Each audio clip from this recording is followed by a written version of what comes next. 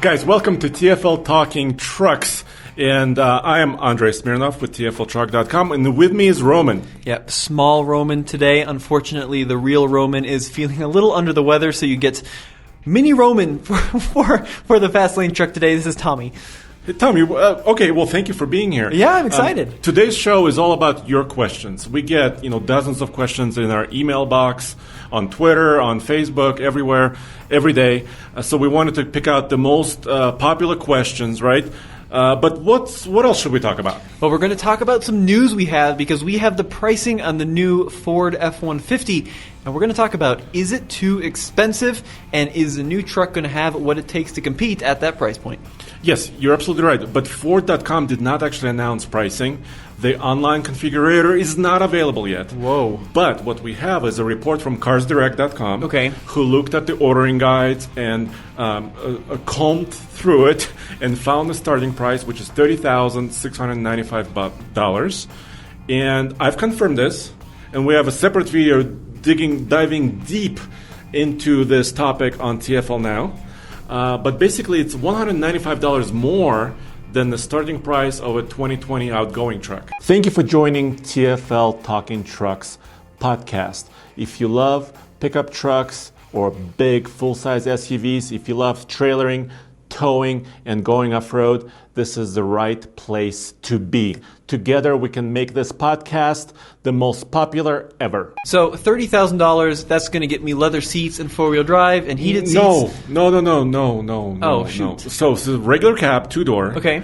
Shorter bed, like 6.5-foot bed. Okay. So low to the ground, two-wheel drive. Two-wheel drive? Yes, XL. But at least I get the turbocharged engine. No, you don't. You get a base 3.3-liter V6, which is a naturally aspirated engine, but with a 10-speed.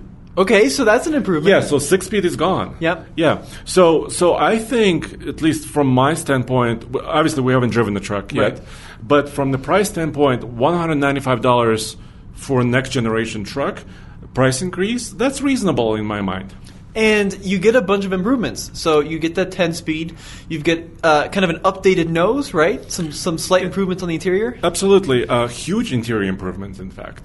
And, of course, all the trim levels are still available. You have the XL, XLT. There's the STX, which is kind of the sporty one. A little sporty XL. There's a Lariat, which is kind of their mid-grade, most popular truck. And then there's King Ranch, Platinum, and Limited. So all that is available. But we don't have just, the official configurator yet. So, okay, $30,000 base. Yes. Do you think, fully loaded, do you know the price? Do you know what we could top out at? No, but I do know a price for the hybrid. Oh, you do? So, according to the CarsDirect.com report, once again, it's a $4,495 option. Wow. So, $4,500 for a two-wheel drive truck, okay? But if you're getting a four-wheel drive truck, which most people get, right? And a crew cab, which is the most popular configuration in the F-150, the hybrid will be only a $2,500 option. Now, is that $2,500 on top of the EcoBoost or on top of the base price?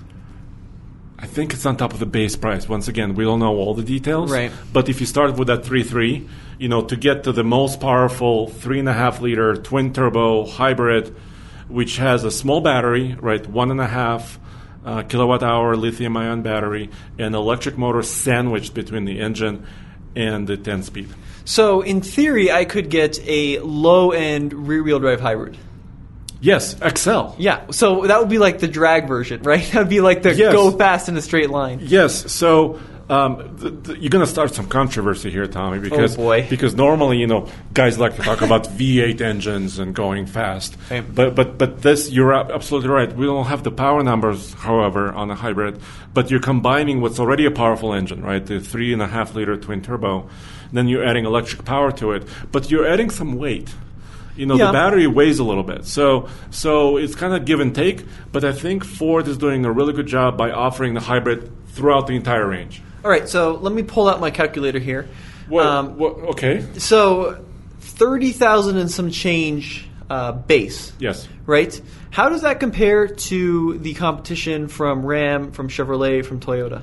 Well, according to the report, once again, Cars Direct, It's about $500 more than the Silverado. Okay. And a little bit more than the Ram. So it's a competitive price, right? And there's always discount, incentives, all this stuff flying around. You can start ordering your F-150 now. The order guide came out. But the truck is not going to probably arrive at dealers but within the next 2 to 3 months. It's probably fall when we see the first F-150. Now, we've heard rumors about markups on the Bronco, right? One of the Yes. most highly anticipated vehicles, probably of this century even. Yeah. Are we going to see the same thing on the F-150? So, I've seen big talks of thousands of dollars on top of the MSRP for Bronco. Do you think the first F-150s are going to be $5-10 grand over sticker? No, I don't think so. I think the only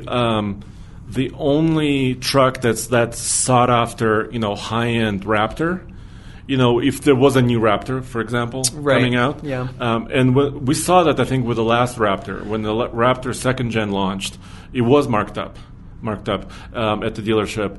I don't think the base F-150s or hybrids, I don't think they're going to see markups because they have to sell tens and hundreds of thousands of them.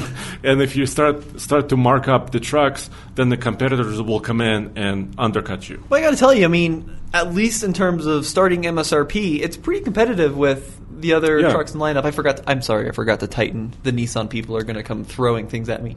The Tundra and the Titan, Nissan Titan, absolutely. Yep. So it does sound like it's going to be kind of right in the ballpark. Sometimes when we see new vehicles, they get crazy kind of price increases. Mm-hmm. But for 21, it looks pretty similar. All right. So should we move on to some of the burning questions out there? Yeah, guys. And of course, keep sending your questions. You can find this podcast anywhere podcasts are distributed. One of our favorite places to kind of watch your feedback is on Apple.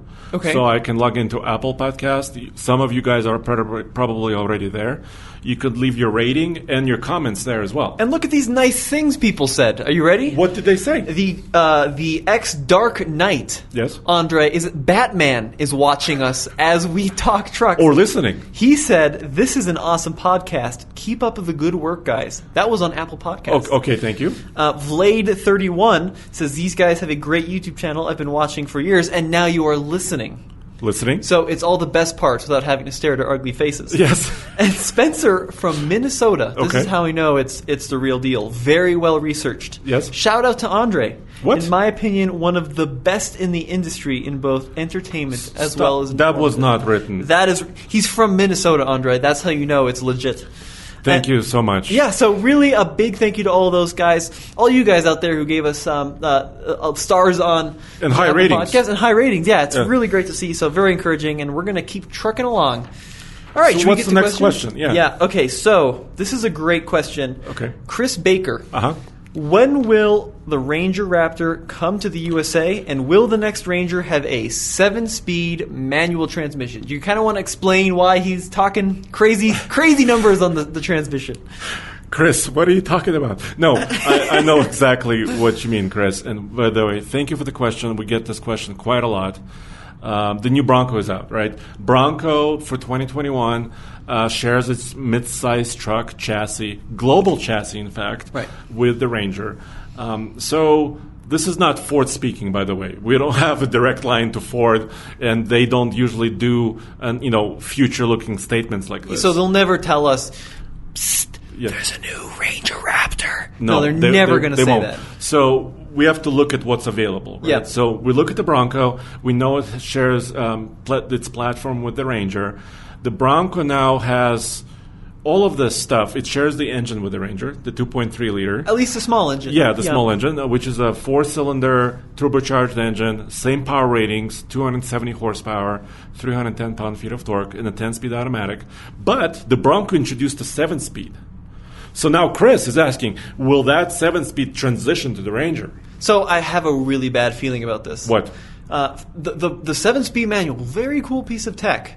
But I'm worried it's going to be one of those things that it's exactly what everybody says they want, and then when they go to the dealership, ready to plop down money, I'll just get the 10-speed automatic because I don't want to shift. Yeah, I don't want to shift, and then I've got a spouse who doesn't want to shift either, and it's just more efficient or it's quicker with the 10-speed. So I'm going to be curious to see whether or not people buy that on the Bronco, and if they don't buy it on the Bronco, why would they put it in the Ranger? That's a good point. Unfortunately, I think Ford did it. They introduced the 7. They call it 6+1, right? Because it's 6 gears in regular driving in the crawler gear, right? I think they did it for the pure enthusiast, right? The purist who wants that 2-door Bronco, who wants that manual shifting and that incredible crawl ratio, right? Right. Of 94 to 1. So they did it for them. I think you're right. I think the numbers, they're not going to sell a lot.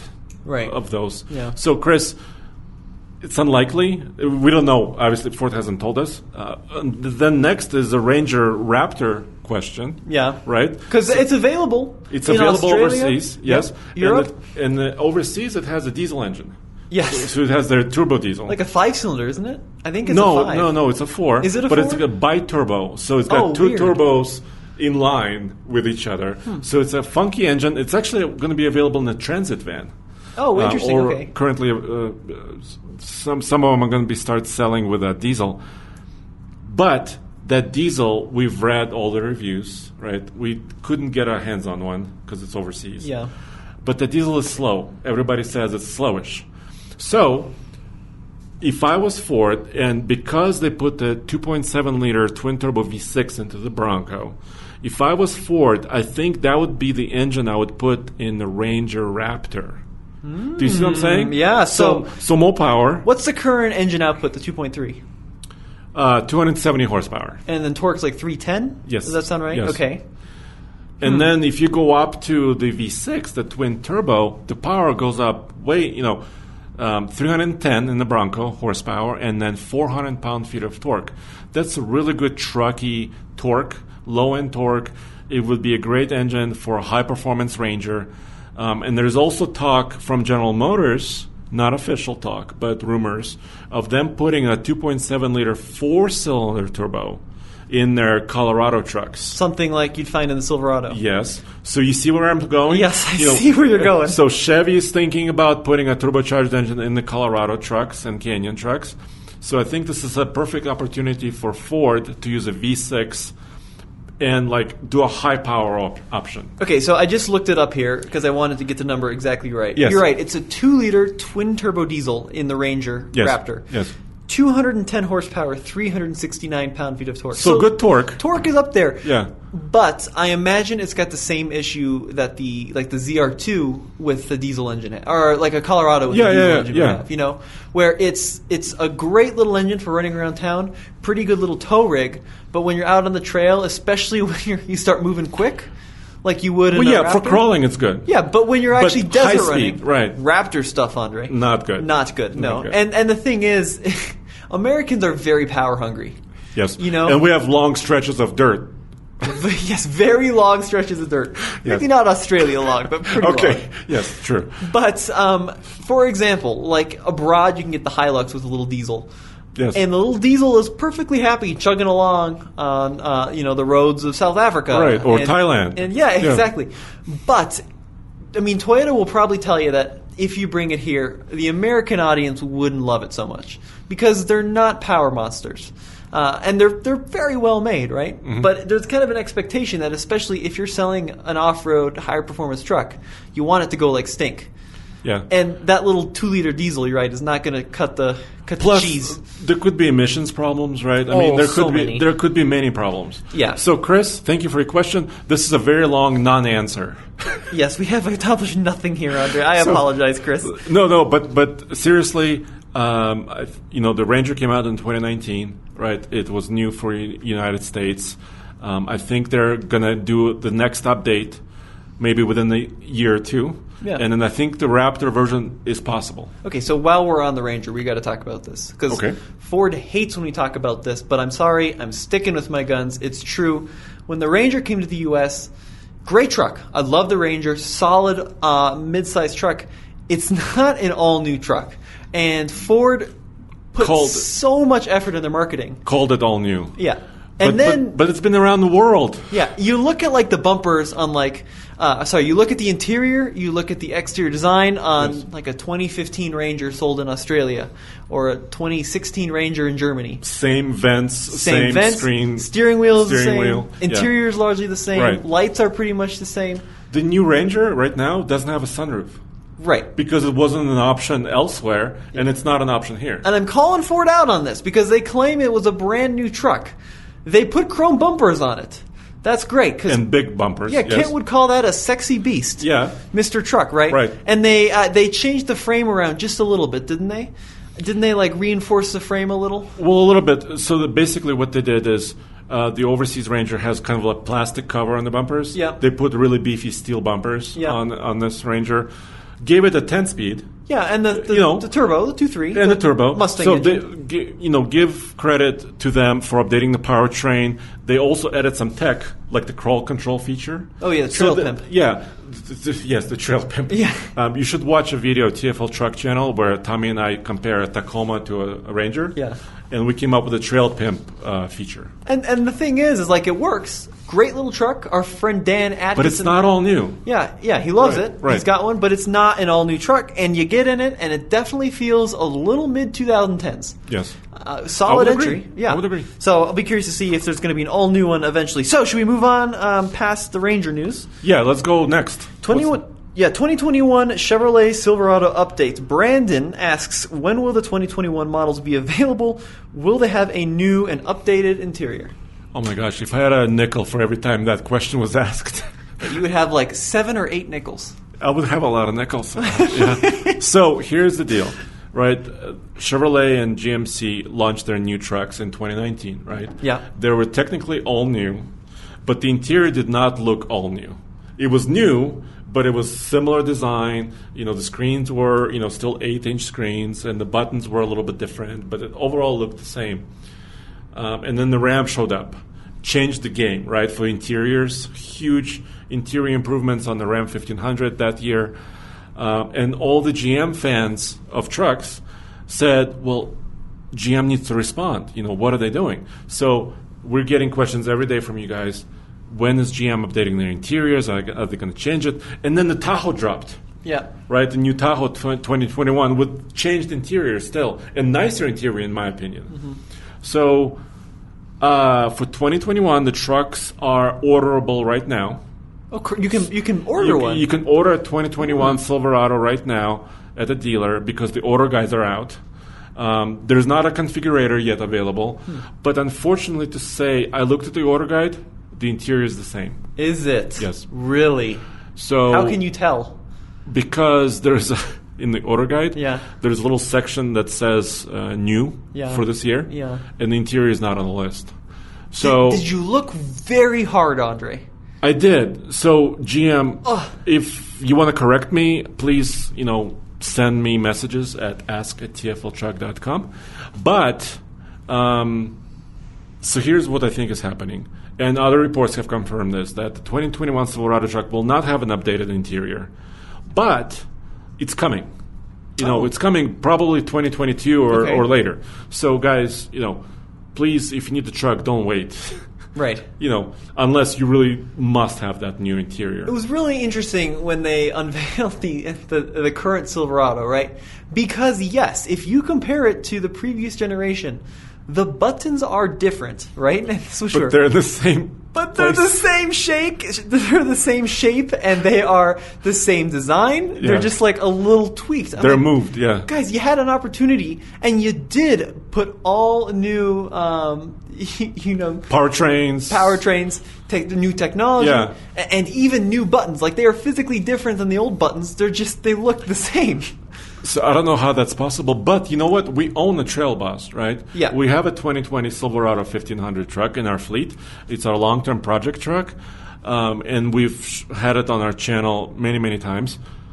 Everybody who gets in that truck says, okay, the interior is a little bland, but it works. Yeah, and that's the thing.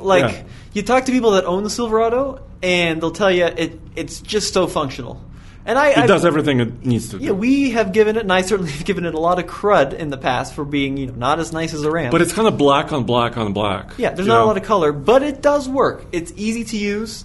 It's fairly well made. Like it doesn't feel like anything's going to break off in your hand. Mm-hmm. It's not a bad interior. It's just not that great to look at. And you spend a lot of time looking at it. Yeah, so bottom line, for 2021, the Silverado is getting mild changes. They're getting a new tire option. Ooh, I can see. that's cool. So the new Goodyear Wrangler Territory tire, which is a new mud terrain, which is quite interesting. They're getting a new tire, new colors, slightly new options, some deletions. The full report is on TFLtruck.com about all the changes. And let's move on to the next question. Well, I have just 3 letters here. What? Maybe you can decode them. TRX, do you know what that means? Yes, it's dinosaur, right? No, that's a T-Rex. There's I'm be sorry. an E in there, Andre. Okay, I'm sorry. No, I think the question is about the Ram Rebel TRX, which is a 2021 truck by most accounts. And what is the question? Well, I don't actually have a question. I just wrote down TRX. I think the question is, when is it coming, and what are the details? We probably get that email 3 times a day. Yeah, we do.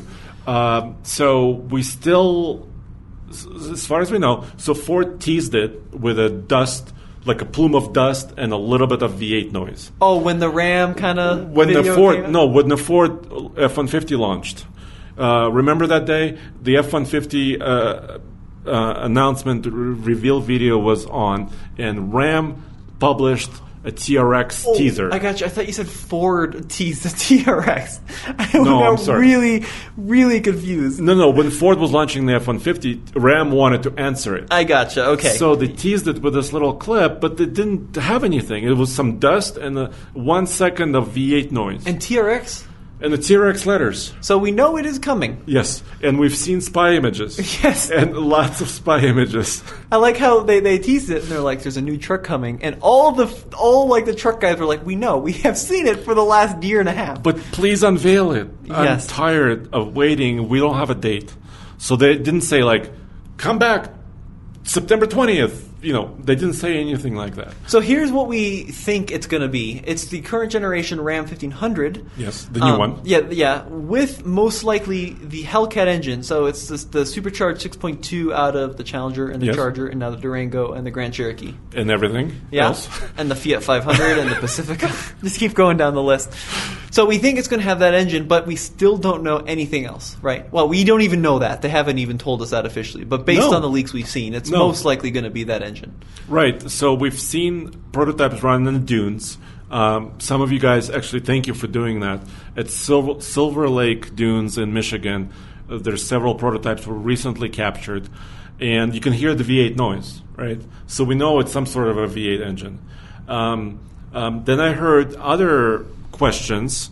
For example, we got a question recently about what if the TRX was $100,000? Because if you look at the Jeep Grand Cherokee, It was 97. it's like it's in the $90,000 range, and the Ram truck has more metal, right? So technically, it could cost more. Charging per pound here, Andre. So that's a good question because the Raptor currently tops out about 75. Right. So if the TRX was $100,000, it would be way outside of competition. So what if they offered 2 V8 options? What if it was like a 392 option? This is interesting. And maybe a Hellcat option. Once again, I'm speculating. So this is not official because we don't have any official information. It's very frustrating. I mean, they build the HD truck with the 6.4 liter. Yes. It's granted, it's a different 6.4 than you'd find in a Challenger or a Charger. Yeah, it's derated on horsepower. Yeah, Right. and hopefully uprated on And longevity. torque. You know what I mean? For towing trailers. Because it's truck engine. Right. Yes. Things I'm really curious about, right? So they didn't tease, they showed a concept of a TRX a couple of years ago in Texas. At the State Fair. Yeah. And that truck had a 6.2 supercharged. And wide body kit. Yep. It was a previous generation Ram. Yes. And they said 575 horsepower. Right. So are they going to derate the 717 now in the current Hellcats to like 570, 580?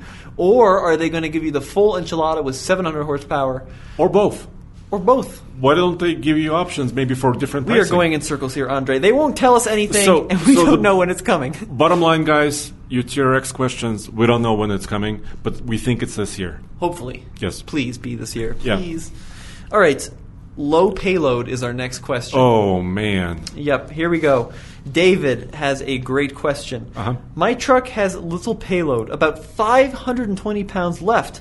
I can tow a small boat, but can I tow an RV or anything heavier? I have a 2016 Dodge Ram 1500 Bighorn. Okay. 5.7 liter Hemi. Weighs with my wife and I in it and a full tank of gas at 6,380 pounds. Okay. So when he takes his truck, he puts him and his wife in it, top it off, almost 6,400 pounds. Okay. The GVWR is 6,900 pounds. Oh boy. So I only have 520 of payload. Ouch. There is nothing in the truck, no toolboxes, bedliner, or otherwise, so really, can I legally haul anything with this? I have a 3,800 boat I pull, so I assume 380 pounds on the tongue weight, and I am safe, but we want to pull a recreational vehicle. RV trailer. Yep. I want to pull an RV maybe 10,000 pounds at the most and be safe within the GVWR and GCWR. Thoughts on this? So, David, thank you for the question. And we get a similar question almost every day. Right. Basically, and this can happen to anybody. You know, you buy the truck you want.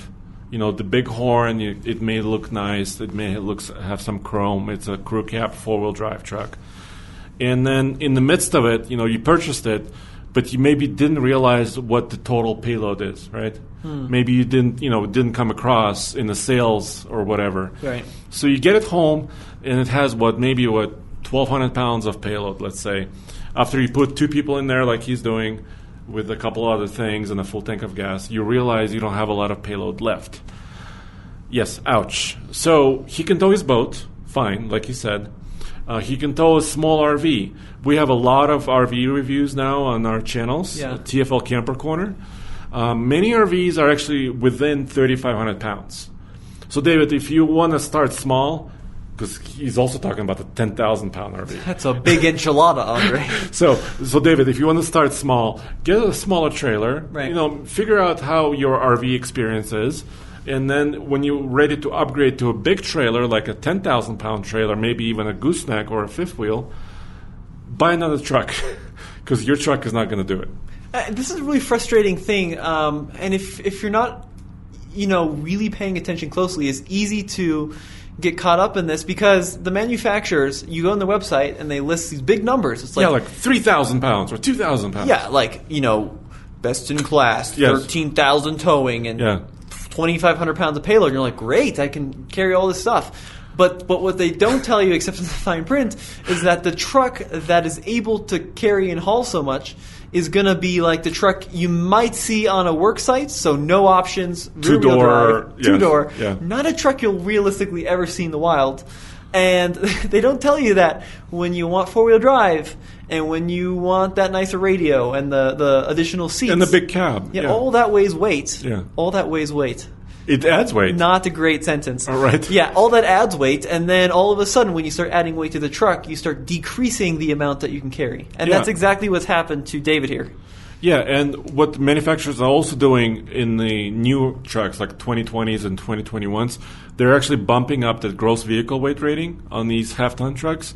So he has a 6,900-pound gross vehicle weight, but now we're seeing, 7,000, 7,100, 7,200-pound gross vehicle weight. So manufacturers know this problem exists, and they're actually offering, suspension systems that can carry more weight. The other question that's hiding behind this question is, well, can I change my springs? Right, and that's always the next... add payload? Yeah. It's a slippery slope, right? You can add there's something called the sumo spring, which is like a big bump stop, which adds some additional cushion, so your truck doesn't sag as much with the extra weight. But the reason why trucks are rated this way, it's not just because of the spring, right? There's a braking system, the cooling system. All those systems work together. So yes, you can throw really heavy-duty springs on your truck and technically improve its payload, but then you're going to start, wearing the tires differently. You're going to start, your brake system is going to wear out. Yeah. Hauling heavier weights. There's no way to effectively increase the payload capacity. Because on paper, it's very simple. Like, payload is how much you can carry. Well, I'll just, like you said, put a nice chunky spring on it.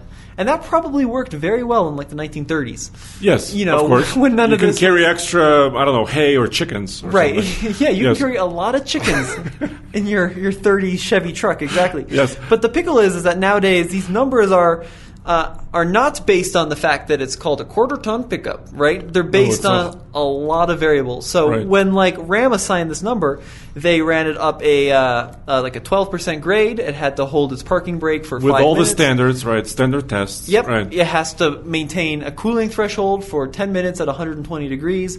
It has to be able to stop with its max load and a certain number of feet.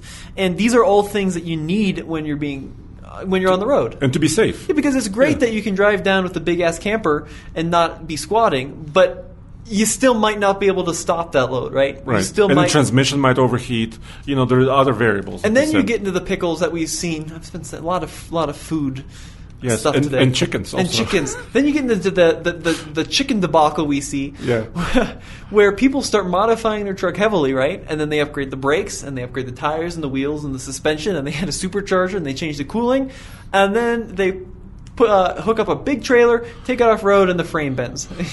Yes. Right? Because there's always going to be the weak spot. So I think you're right. If it's a slippery slope. Yeah, just get the bigger truck. But look at the smaller RVs. Yeah, take a look at the small RV. It's really great. You can have a lot of fun with your family. And when you want to upgrade and move up, move up. All right, should we go to the next question? Yes, what's next? Oh, what a question. It's getting tricky here, Andre. Hang on, I got to check my phone. Okay. Make sure we're good. All right, Scott has a Ram 1500 Eco Diesel saga. Well, this saga continues. Yes. Scott says, I have a 2018 Ram 1500 Bighorn 4x4 crew cab Eco Diesel with the tow package. The Gen 2 engine imploded at 79,174 miles during the first time pulling a heavy load. He goes on to say they're installing a Gen 3 engine in this truck this week. I live in Pasco, Washington, and I was wondering if you have the opportunity to test a Gen 4 1500 with a Gen 3 crate engine. I think it would be a great idea to test this combo against the latest 1500 and classic 1500 with the older motor. We have a grade near us outside of Pendleton, Oregon called Cabbage Hill on I-84. So he's wondering, is the new Gen 3 Eco Diesel better? Do you want to kind of explain the background of this? Yeah, this is a long one. How much time do you have? Many minutes, Andre. Okay, so really quickly. So several years ago, the second generation of the engine that he is referring to was like from 2014 to 2017. Those kind of a range of trucks for Ram 1500s and also the Jeep Grand Cherokee had the same engine. There was a class action. Well, first, there was this EPA inquiry into the emissions. The EPA basically stated that Ram may not have, the correct emissions while driving on the highway under certain loads. That, anyway. So this could be a whole show within itself. And we get a lot of these questions from owners like this who are having issues, which is unfortunate with the older engine. And then there was a class action lawsuit. Then, as part of this lawsuit, they came to an agreement that owners of these older second-gen engines, these 3-liter EcoDiesel V6s, would get a payment. So about anywhere from $3,000 to about $1,500, depending on your ownership. But you had to upgrade software on this engine to make it more compliant with emissions. And there was a lot behind that story. So emissions testing is kind of a rabbit hole that you can dive down for hours and hours. Yes. And it has to do as well with how does the engine perform at cold temperatures. When you just get it in the morning, there's no heat. Which is the worst for the engine. Right. How does it handle that? How does it handle, certain... Pulling up a grade, yeah. Right. And there's super complex and strict limits to everything. And it's believed that based on the results... It's a legal issue. Oh, yeah, the legal issue. It appears that these early engines were outside those bounds. So, like you said, you could bring your truck in, and they would fix it for you, and you would receive a check in the mail. Right. For compensation. Ideally, yes. Because technically what's happening is the new programming may affect your total mileage, MPG. So because, owners were upset, they would get a compensation for this trouble. First of all, the emissions trouble, then the reprogramming trouble, and then potentially losing a little bit of efficiency. But still, a lot of owners still had this problem with lag. Yeah. right? So they got reprogrammed, and when, like you said, when it's really cold or maybe near freezing temperatures, you fire up the truck, you get going, but you get this several seconds of lag, which was very unsafe. Some owners said, problematic. So Ram, Ram redesigned the engine. So there's a brand new one. Brand new one. If you buy an EcoDiesel, it's not going to have the same engine as this. Right. So in 2020, I'm not talking about the classic trucks that they're still making. Some of them. You had such a disdain on your face, Andre. I don't want to talk about classic. I want to talk about the new third gen. So they redesigned this engine. It's still a 3-liter, still a V6, but it has. They said, what was the number? Like 75% new parts. It has not one, but two EGRs, exhaust gas recirculation systems, which improve emissions. It has more torque, more power, 260 horsepower, 480 pound-feet of torque now out of the new EcoDiesel. And we've tested it. We've tested both, the old one, the second gen, the new one, the third gen.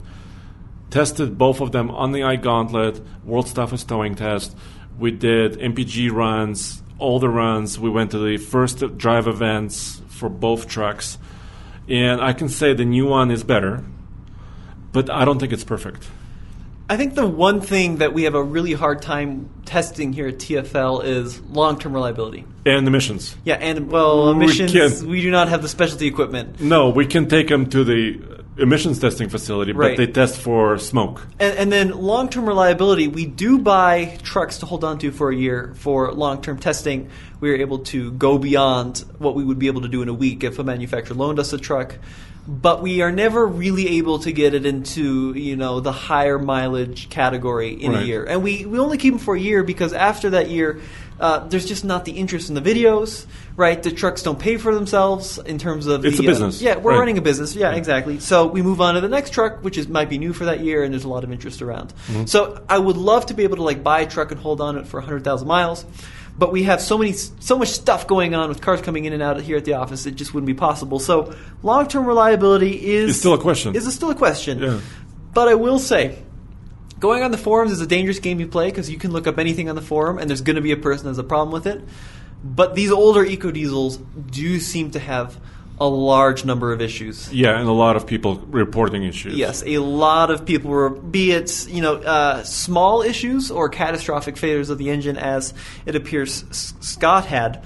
And the thing is that they put this engine not only in the 1500 Rams, but the Grand Cherokees as well. Right, to a lesser number. To a much lesser number. Yeah. Most of them, like 95,000, were involved in this lawsuit were Rams. Right. And like 10,000 were Jeeps. But as far as I know, this lawsuit was around emissions, wasn't it? It wasn't around, like some major malfunction within the engine that would cause it to catastrophically fail. No, it wasn't like a lemon lawsuit. Right. No, it wasn't that. Yeah. It was technically about certain conditions where the engine wasn't meeting what EPA was expecting it to meet. But aside from that, from the people I've talked to, be it owners or service techs, right, the early EcoDiesels had issues. And the new one, like you said, Ram wanted to make it very clear, it's been heavily redesigned. Yes. But makes more power. Yep, makes more power. Yeah. But personally, I would still be a little wary around buying the new EcoDiesel because of the issues on the first gen. I hope they fixed it. I really do hope they fixed it. And we cannot answer, like you said, the reliability story. Right. Absolutely right. But when I drove it, the lag is less. I can tell you personally, from experience in the real world, there's still some lag. And I don't think it's a turbocharger, right? Because the engine is good, but I think it's actually the programming. When you step on the pedal, there's that delay between the pedal press and how the engine responds. Right. So there's still something going on. Ford diesel. Ford has a F-150 diesel. Yeah, that's which still continues. Which still can of worms. An older Land Rover design, V6 also. I haven't heard a lot of issues with that engine, but it's also not very popular. I've heard from dealers and other sources that the F-150 diesels are not selling in great numbers. Well, they were too expensive. They were so expensive. They were very expensive. The capability was less than the EcoBoost. Yeah, and I think the best engine in this class is actually the straight six from GM. Yeah. Even though some people are also reporting some technical meltdowns. So there's always going to be that outlier that says, yes, my Duramax Straight 6 had a technical problem. So we're not talking about that. But this is Scott reporting this, right? Yeah. But Scott, I think you have a really good proposal. It would be very interesting to test your truck. Unfortunately, we're not in Oregon. We're in Colorado, so we're kind of a little bit away from you. But hopefully, eventually, maybe we can meet up. I mean, the most interesting thing in this is that they have an older truck that they are installing a Gen 3 engine into. So they're retrofitting the newer engine into the old truck. Yeah, and unfortunately, guys, like it's such a hard thing because the new engine hasn't been out for long enough to have enough reports of whether or not it's a solid, reliable, unit, right? It's just not. We don't have. We don't have the data.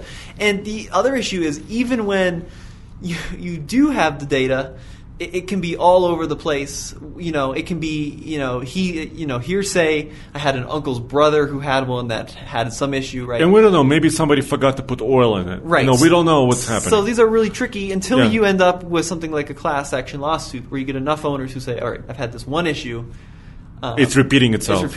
Right. But it's definitely a good question, and I wish I had a better answer. And we get a lot of these questions, guys. We're sorry we cannot help all of you because a lot of you have very specific, very technical problems with certain engines, and we don't have enough manpower to actually reach out to you and call each manufacturer. That's not our business model. So we can't. All right. So let me ask you this, and I've got an answer to this as well. Let's go down the manufacturers, right? Each of the big three have a diesel in their half tons. Yes. Would you buy a new Ram with a EcoDiesel, or would you go for another engine option? I would go for another engine option. And for 2020, we had the Gold Hitch Award. We've tested and considered all the three diesels, right? The Ford diesel, the Ram diesel, and the GM 3-liter diesels. And we gave the award to the 3-liter straight 6. Yeah, in the Chevy or the GMC. GMC. In the GMC and Chevy. And that was a clear winner. It wasn't like wishy-washy. We all voted. Mr. Truck voted, Roman, Nathan voted, and I voted. And we chose that engine because it delivers power, really good power delivery. It was very efficient in our testing. And to what we saw, we didn't have problems with it. And, when you look at like the Ford engine lineup, Ford does such good engines. They have such powerful options, be it the 2.7 EcoBoost, the 3.5 EcoBoost, the Coyote is a good engine, that the 3-liter diesel makes little to no sense in my mind. And I appreciate the economy, right? But based on the upcharge over a gas engine, standard gas engine, it just Ford does such good jobs with their gas engine that I'm not sure I'd want this JLR sourced diesel in my new F-150. Andre, we've got another great question here about one of our tests. This is from Chad. Yeah. You tested the Ram 2500 HD with the 6.4 liter, we should add. Yes. But it did not have the 410 rear axle. Why test this truck? Oh boy, that was a controversial test. What a controversy we made there, Andre. Way to go. Thanks. So I asked for a Ram 2500 Hemi with a new 8-speed transmission because we wanted to do a proper test on the new gas-powered heavy-duty truck. We asked for it in November. This was, 9 months ago? And because of the Ram factory switchover and also the virus, COVID, we just got the truck a few weeks ago. And the truck we got had the 373 rear differential. But we at TFL Truck, we don't have a lot of control over which truck the manufacturer sends us. Yes. Right? So I made a request. I said to Ram, GM, and Ford, I want the gas-powered crew cab 4-wheel drive truck with the most towing capacity or capability.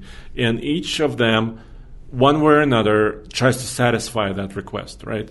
Either by building a new truck specifically for the fleet for that purpose, or finding a truck in another city and kind of locating it. But Ram chose to send this truck.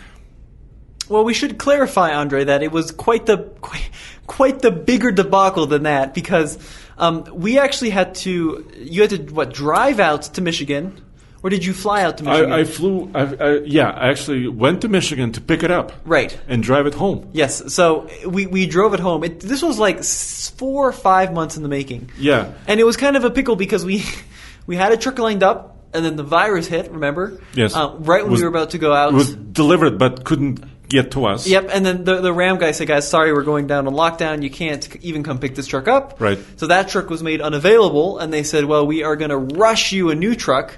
From the factory, they said, we're going to build you a new truck. And it's a beautiful truck. It was a beautiful truck. And then they built it to us, and they said, you're welcome to have it, but we can't quite get it to you at this time because of the virus again. Right. So then Andre had to go pick it up manually and drive it home. Yes. Right. And it didn't. So what's the big deal? Why the 410 question, right? The 410 is better for towing, and it has a higher towing rating. Yeah. Right. The truck we received was a 373 rear end. Still, it's a little bit better for fuel efficiency, a little bit worse for towing for a heavy duty truck. No matter. We tested it to the max. Yep. We loaded it to the maximum rating of about 14,300 pounds. Mr. Truck and I took it on the iGauntlet. That video is published on our website and on the channel. And yes, I know some of you guys are upset, but there's still time. We can, we'll test another 410 in the future. Yeah, and I apologize, guys. It took us a number of months, and it took many phone calls to test a 6.4 at all. Yes. Right? It was a very, very hard truck to get our hands on because that's not a truck they typically put in like a fleet, so they had to build it for a special. Right. And then the virus hit, and we couldn't quite get the exact truck. But anyways, we were very grateful that we were able to get any truck. Yeah. Right? So hopefully in sometime in the future we'll have that test, but it just wasn't in the cards. Yeah, and actually we did several videos. The road trip video is already available with fuel efficiency, the iGauntlet, towing test, and I also took it on vacation. Yeah, so Andre drove the heck out of that truck. Yes, many, a couple thousand miles actually. Yeah, so we towed with it a lot as well. So. Yeah, so guys, we test every truck we get. A lot of the other comment we always get, why don't you test base trucks, right? Why are they always really expensive? But we tried to mix it up, right? We bought an XLT Ford F-250, yeah. More basic truck. We test that. We always ask for more basic trucks. So in the future, we'll be testing more variations of each truck. And I think it's all good. And the hard thing is when the manufacturers are building trucks for the fleet, for other journalists, they know that other journalists are going to be very impressed by soft, squishy seats. And new features. And big screens. Yes. Right? And, a lot of the other people in the industry aren't so much truck people, but they are impressed and they are more likely to give it a favorable review if it has... If it's loaded with features. 14-way seats and not roll-up windows. Yeah. But we always specifically ask for them. Sometimes we were able to get a truck made custom for us. Mm-hmm. But, we're kind of in the middle of the country. It's sometimes tricky to get us these vehicles. So, it's definitely a challenge, but we always try to get them. All right, so Kelvin has a last question. Yes. Can we get TFL swag, button-up shirts, hats, etc.? Thank you. Actually, I'm very taken aback when people ask us for swag because it seems like they appreciate what we do and they want to share. We have a hat here. If you're watching this on video, you see the hat. If you're listening to us, you don't see a hat. There's a hat on the table. There's a hat on the table that says TFL Truck, but technically it's not on sale. If you do help us with a donation on patreon.com, we can send you a hat.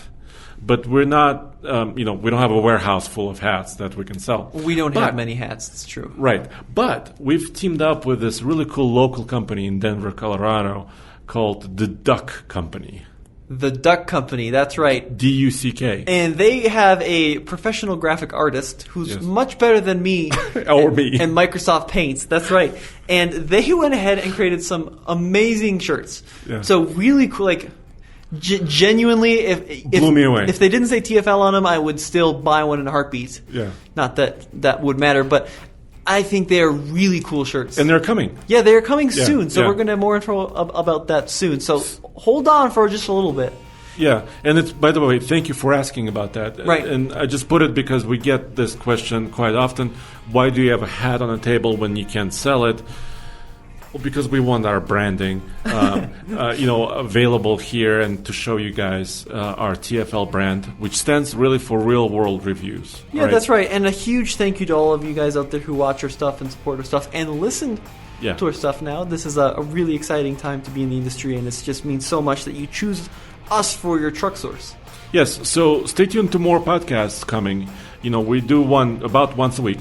Yep. And the next topic, I really want to do a show dedicated to truck tires and off-road tires. Okay. And actually talk to the experts. That'd be cool. So that's coming up really soon. So stay tuned to all of that. Yeah, and head over to TFLtruck.com because Andre puts a lot of work into the website, and we need more people to go to the website. Yes. So thank you, Roman. So you're welcome. Oh, I'm sorry. You're Tommy. Yes. The full enchilada Roman will be back next week, perhaps. Yeah. If he's feeling better. Yeah. And as always, this has been Tommy and Andre. Thank you. Yeah, we'll see you guys next time.